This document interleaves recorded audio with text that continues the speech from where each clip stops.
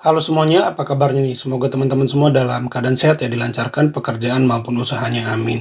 Ya, pada video kali ini saya ingin mengajak teman-teman menyaksikan Seno Bagaskoro ya. Ini adalah kader muda PDIP, masih 22 tahun, kalau nggak salah masih kuliah ya, asal Surabaya, tapi menurut saya berani, tegas, terus punya intelektualitas yang bagus, pinter gitu ya teman-teman, dan dia mengkritik karpet merah yang diberikan kepada Gibran gitu ya. Jadi dia ini adalah kader yang dididik PDIP benar-benar dari bawah.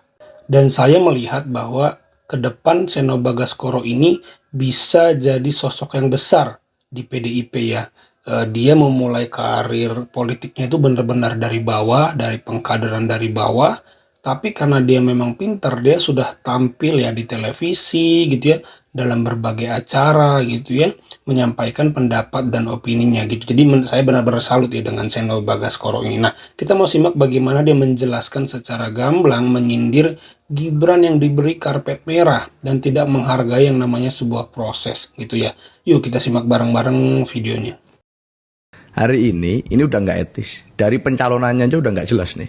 Anak muda sudah menilai. Saya sudah bilang dari awal saya clear sekali waktu sebelum yang teman-teman yang lain. Saya clear bahwa ini nggak etis dan kita nggak sepakat dengan semangat ini. Ya dari awal pelanggaran etika ini jelas. Etika. Kedua, pelanggaran yang satu saya yakini akan memantik pelanggaran-pelanggaran yang lain. Seperti apa Ini kira-kira? satu asumsi yang saya kira Seperti clear. apa kira-kira? Ya macam-macam penggunaan aparat dan macam-macam netralitas apa yang kemudian terjadi di penyelenggara negara ini memungkinkan terjadi, Pak. Bukan karena saya ini asumsi, tapi hal kecil saja saya sering diajarkan. Kalau hal kecil saja sudah dilanggar, bagaimana hal besar bisa kita pertahankan dia nggak akan dilanggar?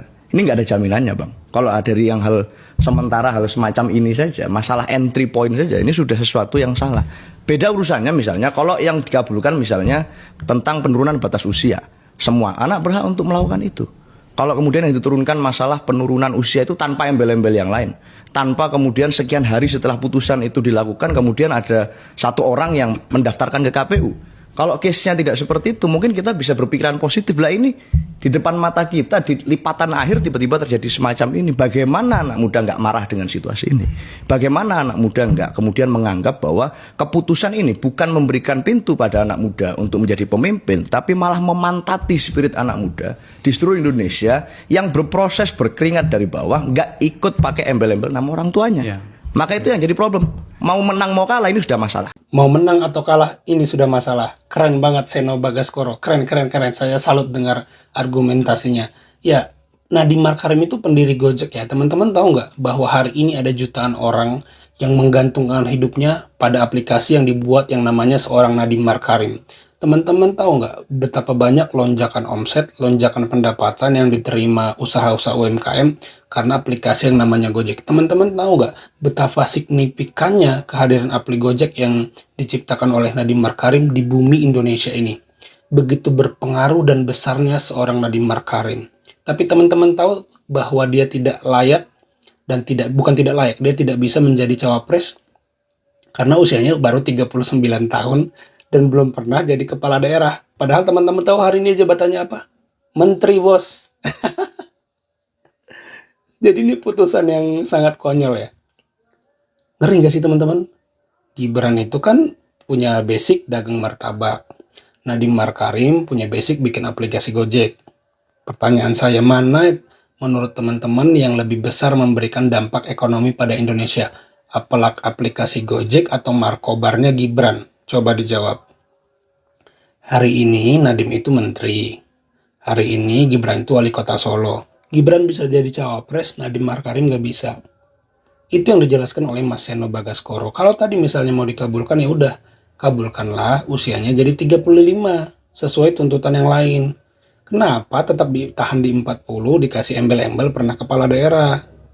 Kenapa nggak ditambahin pernah menteri juga, pernah jadi pengusaha juga? Nah sebenarnya saya nggak tahu ya, saya ingin bertanya kadang-kadang kepada orang yang all in Prabowo. Saya nggak benci anak muda ya, saya sangat menghormati juga yang namanya pendukung dan Pak Prabowo gitu ya. Tapi kadang-kadang mereka itu kalau diajak diskusi perihal ini tuh kayak nggak mau. Pokoknya all in Prabowo. Nah bayangkan, diskriminatif juga kan putusan itu karena nggak memberi kesempatan kepada seorang Nadiem Makarim misalnya. Katakanlah tiba-tiba Bu Mega mau nyalonin Nadiem aja deh jadi cawapresnya Pak Mahfud. Nggak bisa tertahan di putusan itu.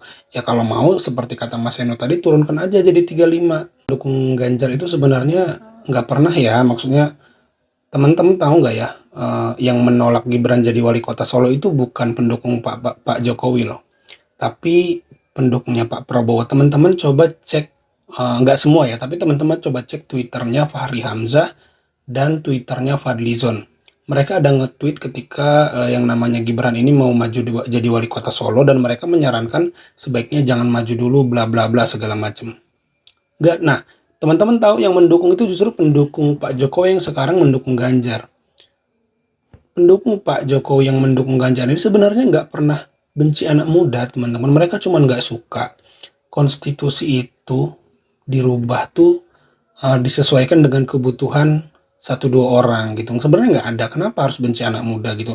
Wong Gibran dikasih kesempatan jadi wali kota Solo, bahkan kita mendukung kok Kaisang menjadi wali kota Depok, bupati atau wali kota ya di Depok. Artinya mau Kaisang maju, Bobi maju di Medan, Gibran mau naik jadi Jateng atau gubernur DKI, nggak ada yang benci. Ya udah maju aja, orang-orang bagus kok, orang-orang berpotensi kok, kenapa enggak gitu ya kan.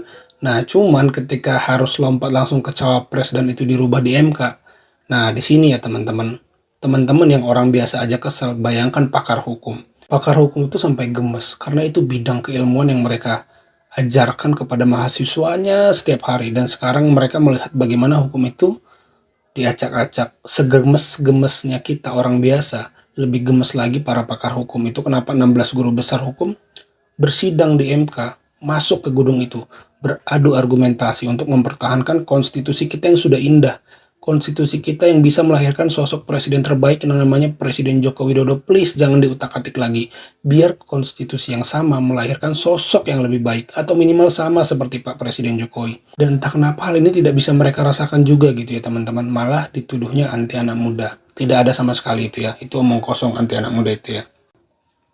Hari ini buat anak muda gitu. Oh iya, anak muda hari ini jangan terbiasa dengan karpet merah, karena tidak semua orang bisa memberikan anaknya karpet merah.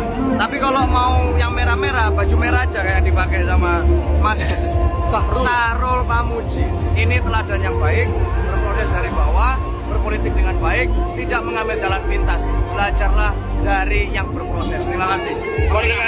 Ini teladan yang baik, kata Mas Seno Bagaskoro itu. Mungkin Gibran lupa bahwa pemimpin itu bukan hanya di dalam kekuasaannya memerintah. Pemimpin itu salah satu yang pentingnya adalah teladannya. Itu aja teman-teman video kali ini. Terima kasih yang sudah menyimak sampai selesai. Semoga videonya bisa dinikmati. Sampai jumpa di video saya selanjutnya.